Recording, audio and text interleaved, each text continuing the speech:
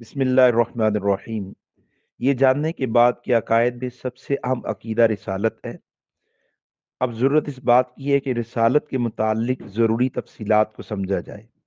अल्लाह ताला ने हज़रत आदम अलैहिस्सलाम से हज़रत ईसा अलैहिस्सलाम तक तकरीबन 1,24,000 नफूस कुदसिया को नबूवत और रिसालत का मनसब अता फरमाया है।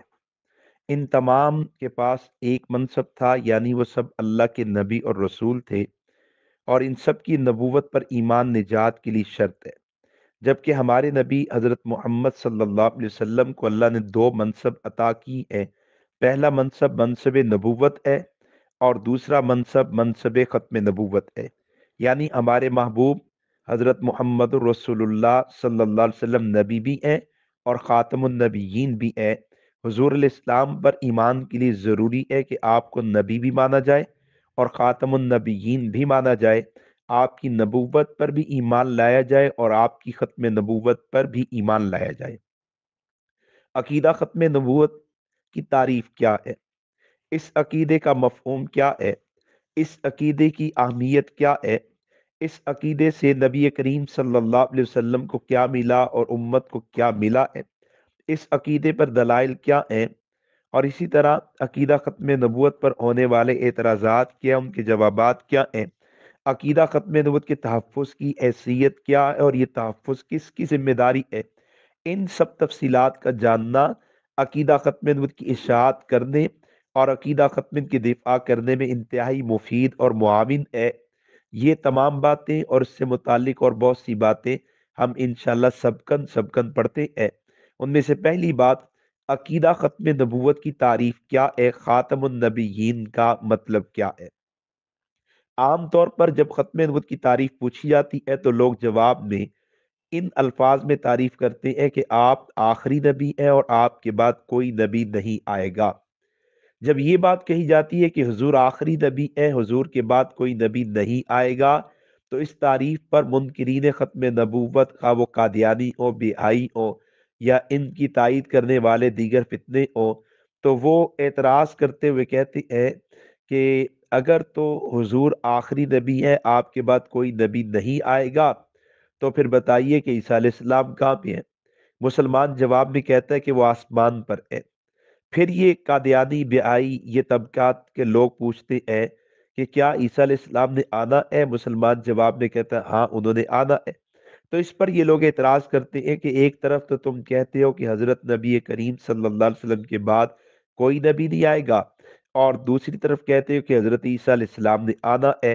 तो तुम्हारे दोनों अकायद में तो बाहमी तजाद है। मुसलमान इस एतराज के जवाब में कहता है कि वो उम्मती बंद कराएंगे। फिर वो इतराज करता है अगर वो उम्मती बंद कराएंगे तो क्या अल्लाह उनसे नबूवत वापस ले लेंगे?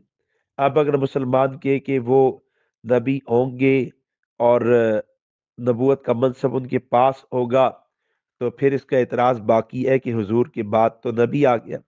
अगर के नहीं, नबूवत का मनसब अल्लाह वापस ले चुके होंगे, तो फिर एतराज है कि क्या ऐसा भी हो सकता है कि अल्लाह नबूवत देकर वापस ले ले?